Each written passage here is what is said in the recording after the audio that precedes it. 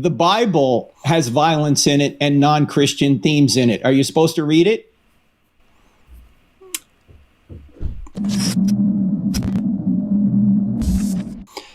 Love it. And we're going to get into some of that, but I've got to ask a question I've been asked because not long ago I did a review with a friend of mine, Brett McCracken, of the recent The Batman film.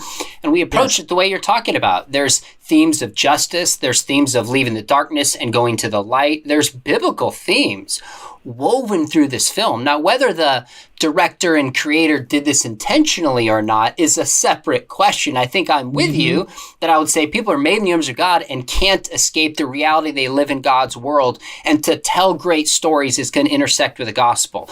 But some of the feedback that people gave, comments, not a lot, but a few, are like, Sean, how can you encourage people to watch these violent films that have non-Christian themes within them?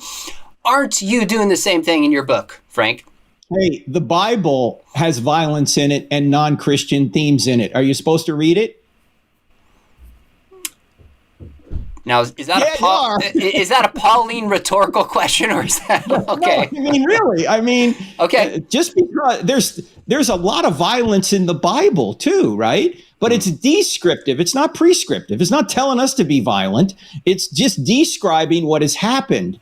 And I think we can use things that are in the culture by mature audiences, by the way. I'm not saying that every kid ought to watch all this stuff, right? I'm not saying that, you know, some of this stuff has to be age appropriate, quite obviously. But you can use things in the culture to point to the truth.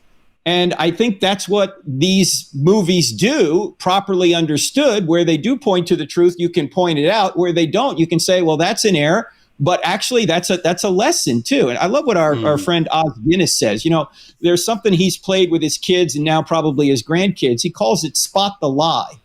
So he'll watch something. Let's say he's watching a TV show and he sees, well, there's premarital sex on there and nobody ever gets hurt. Everybody's happy. There's nothing negative about it. Kids, what's this about? Is this true? Is this a lie? What's right? What's wrong? And that way he can teach these life lessons without sounding so preachy. Right? Without just, let's get the Bible out and see you can do it naturally. And I think you can do it the same way by watching these movies.